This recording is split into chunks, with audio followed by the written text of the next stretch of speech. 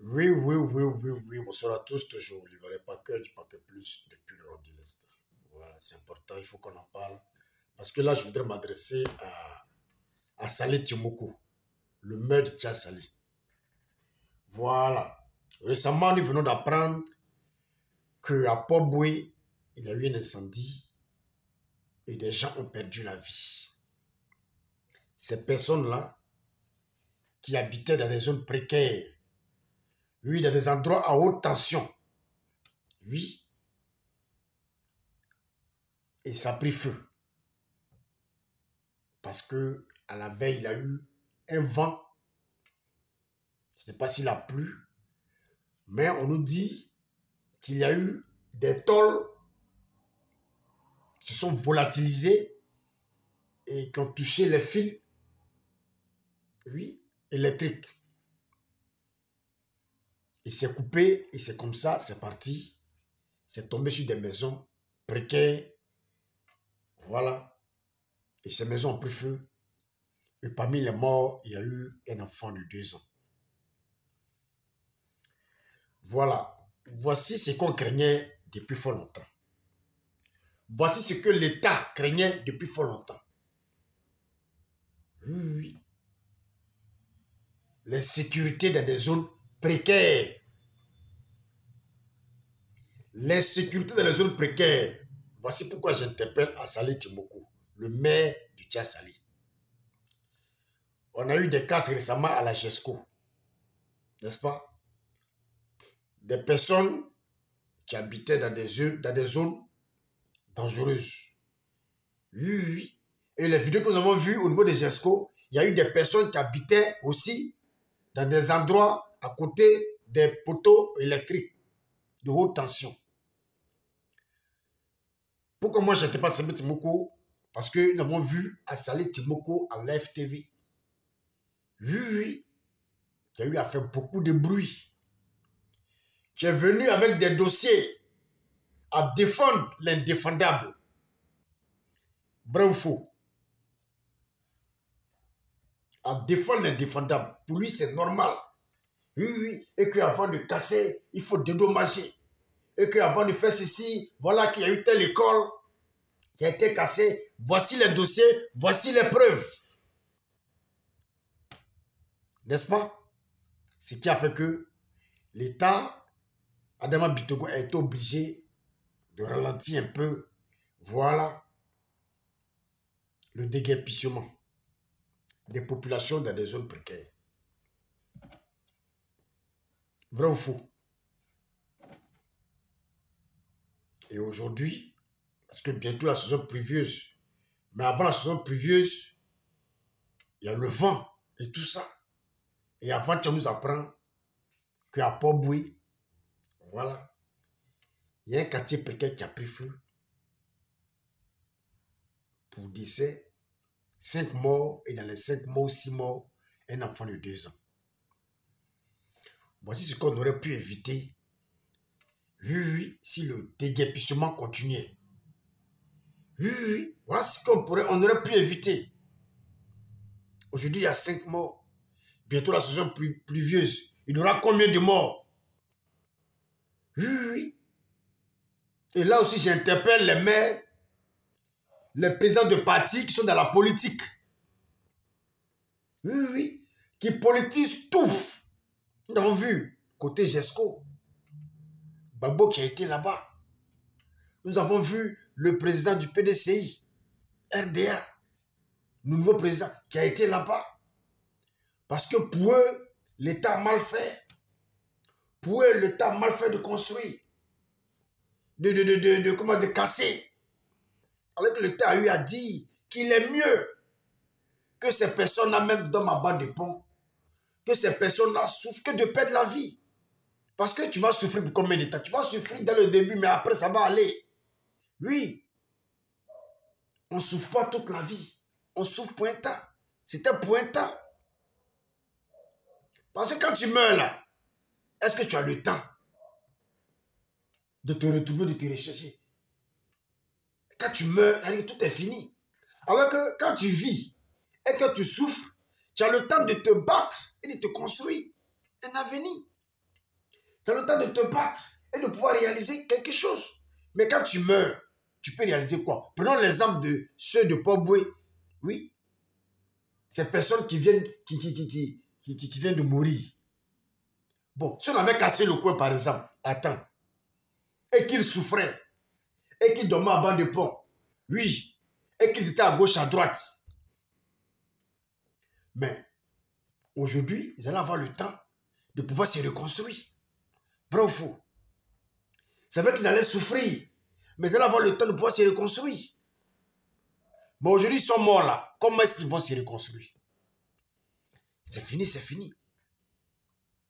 Voilà, c'est fini, c'est fini. Voilà, ce qui veut dire que la souffrance, c'était mieux.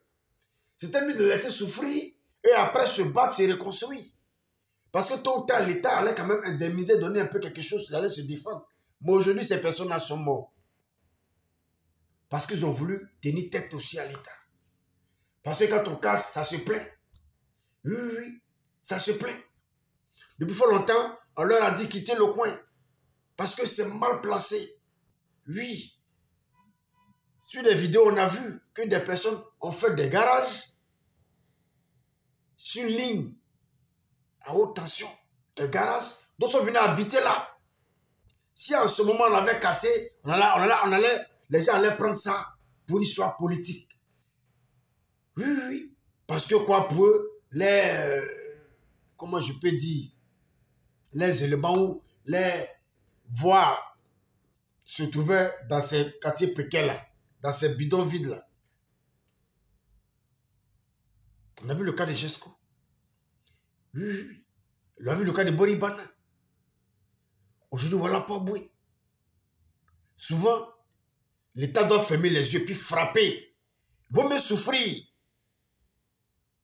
Vaut mieux souffrir et réussir après que mourir, voilà, et rien réussir. Bon, aujourd'hui, on a eu 5 morts, 5 ou 6 morts d'un bébé de 2 ans. Assané Timoko, qu'est-ce que tu en dis? Parce que c'est toi qu'on voyait devant. C'est toi qu'on voyait devant, à la télévision, de gauche à droite, défendre des dossiers. Mais aujourd'hui, 5 morts, un bébé de 2 ans. Qu'est-ce que toi tu en dis? Le maire de Tiassali. Oui, oui, oui. Le maire des pauvres, des sans-voix. Voici là où on est arrivé. Qu'est-ce que toi tu en dis? Bientôt, saison pluvieuse. On n'imagine même pas combien de morts. On ne le souhaite pas. Mais ça va arriver. Puisque jusqu'à la saison pluvieuse, je ne pense pas que les quartiers précaires seront cassés à temps. Parce qu'il y a eu un ralentissement à cause des voilà. Il faut être humaniste. Il faut dédommager d'abord. Avant de casser, il faut rencontrer les villageois. Il faut rencontrer les gens. Et le temps s'en va. Et les gens meurent. Hein? Et le temps s'en va. Et les gens meurent et le temps s'en va. Les gens meurent et le temps s'en va. Allez, jusqu'on va atteindre la saison pluvieuse, vous allez voir qu'il y aura encore des quartiers précaires, voilà, d'Abidjan là, que l'eau va emporter. Des personnes que l'eau va emporter. Parce que vous voyez tout en politique. Vous voyez tout ce que l'État fait mauvais. Oui, oui, oui. Vous voyez tout en politique, tout l'État fait en mauvais. Et voici les conséquences aujourd'hui. Aujourd'hui, on donne raison à Adama Bitogo, le gouverneur d'Abidjan. On lui donne raison. Parce que c'est ce que lui voulait éviter. C'est ce que le président voulait éviter. Et c'est arrivé. Bon, qui va dédommager ces morts-là? Encore, ils vont dire non, il faut que l'État dédommage. Mais c'est ça. Et là, je ne vois pas ces maires parler. Je ne vois pas ces présidents de parti parler. Voyez un peu. Mais quand il s'agit d'aller chercher le buzz, oui, d'aller chercher le populisme, ils sont les premiers. Bon, voilà Bobo. 5 mois, tout est brûlé. Je n'ai vu personne là-bas. Je n'ai pas vu un maire là-bas. Je n'ai pas vu un président de parti là-bas. Ils s'en battent les couilles parce qu'eux, ils ne vivent pas là-bas. Leurs enfants ne vivent pas là-bas. C'est ce qu'on vous dit toujours à la population ivoirienne. C'est ce qu'on vous dit toujours.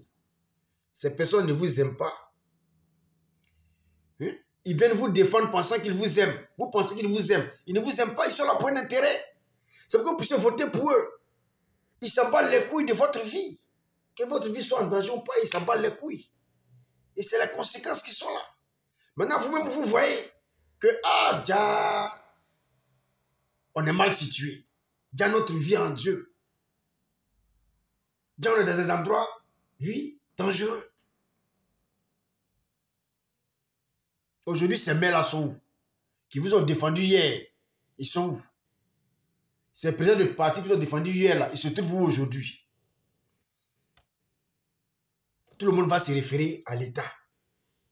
Non, l'État doit dédommager, l'État doit aider. Voilà où on en est.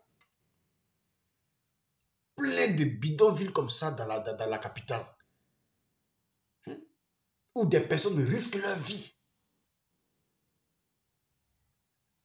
Je préfère qu'on les casse et que les gars souffrent un moment, oui, et qu'ils puissent vraiment se ressaisir, qu'ils puissent vraiment trouver des endroits. Vaut mieux souffrir, traîner, que de mourir et perdre tout.